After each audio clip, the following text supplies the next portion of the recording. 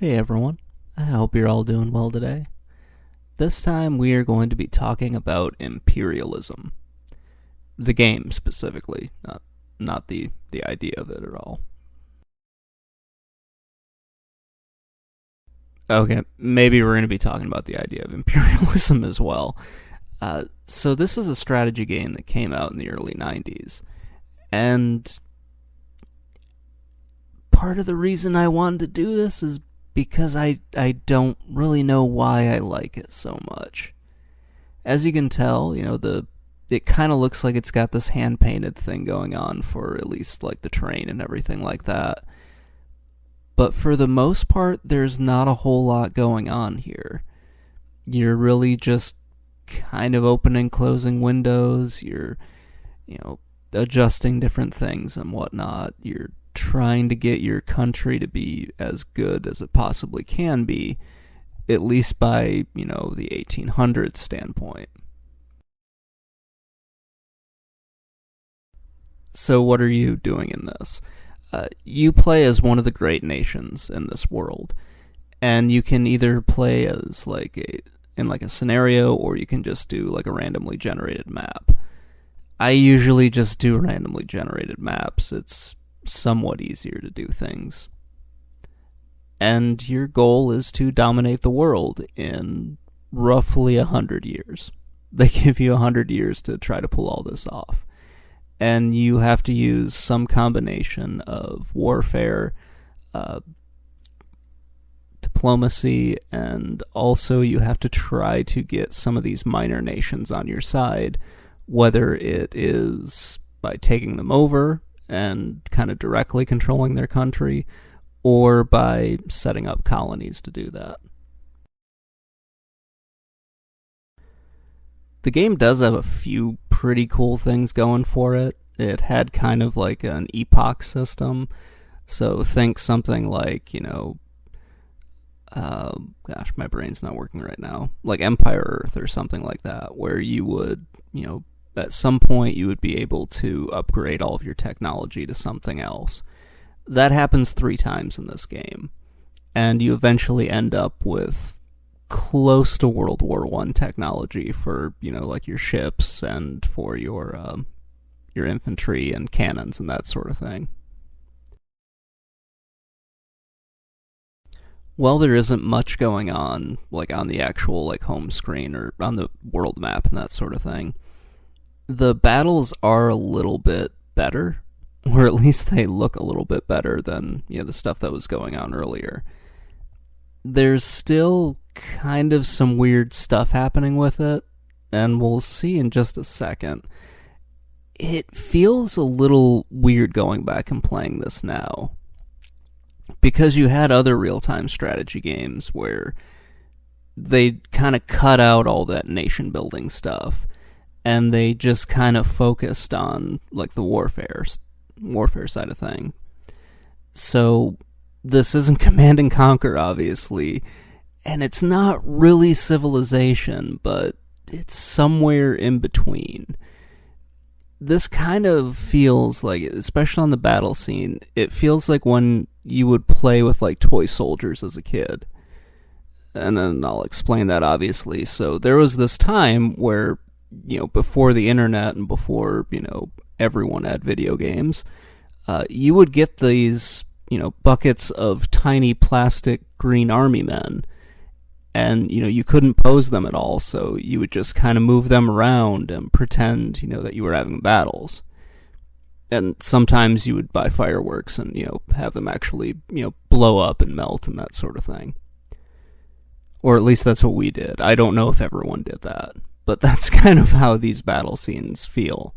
Because you don't really have any, animations or anything. You just kind of move your characters around. They've got their little green life bar underneath them.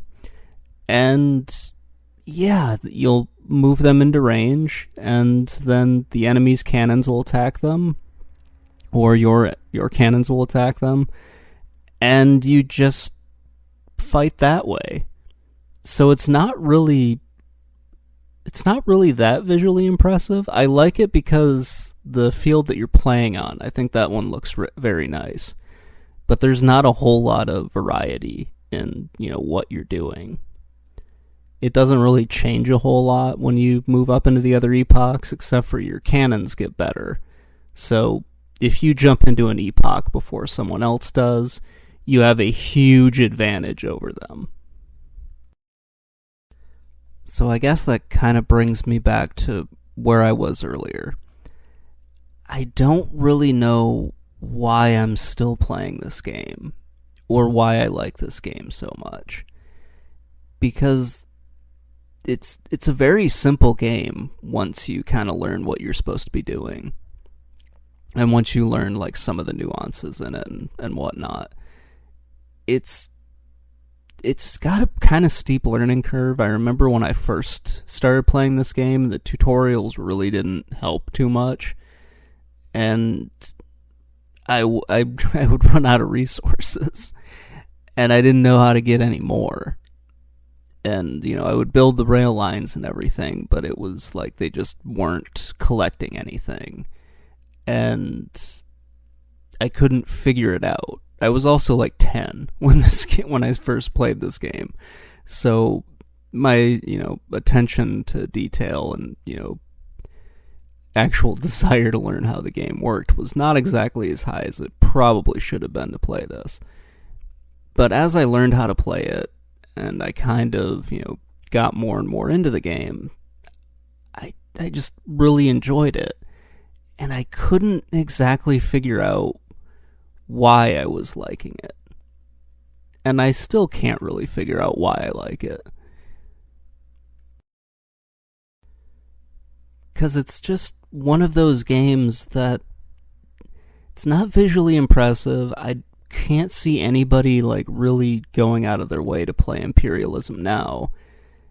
And yeah, if you didn't want to play this game, there's just not really any reason to like go out and try to grab it.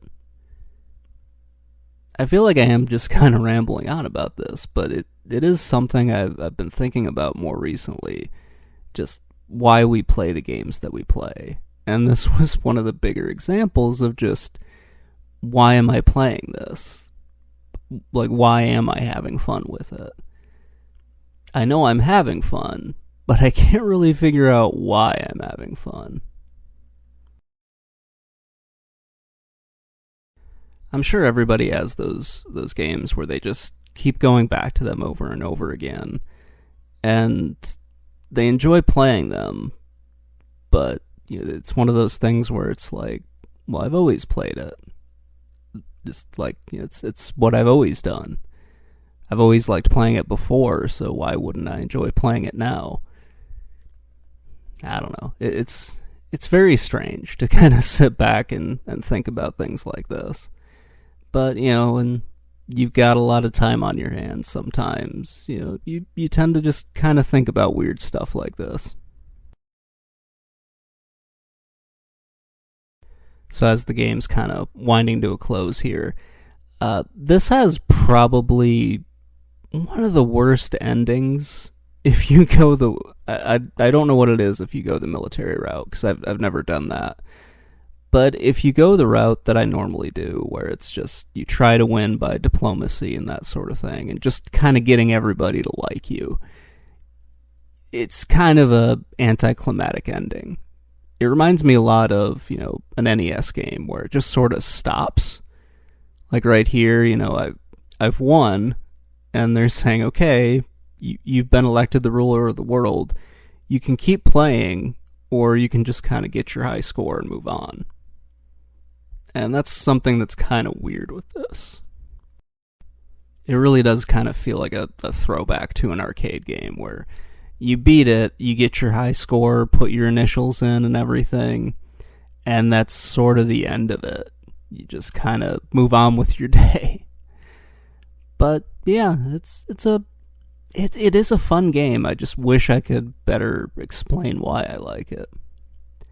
There is a sequel to this, which I don't like at all. Imperialism 2 is really fucking weird.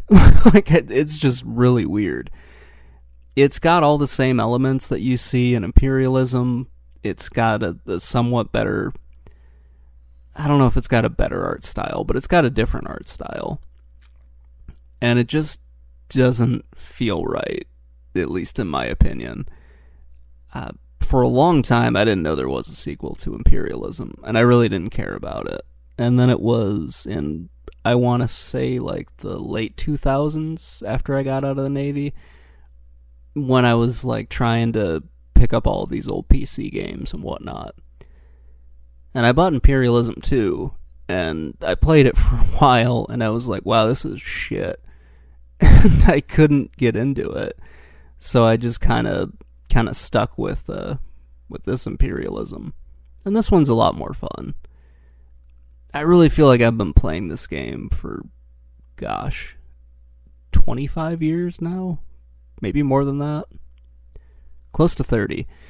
And yeah, it's still one of those things where I can just kind of hop into it and play around and have fun. It doesn't take that long to beat it. At least by modern standards, it's maybe about a 6 to 8 hour game.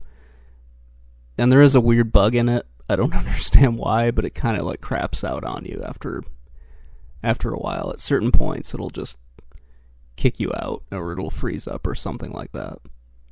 Anyway, guys, that's going to wrap things up. I don't really have more to say.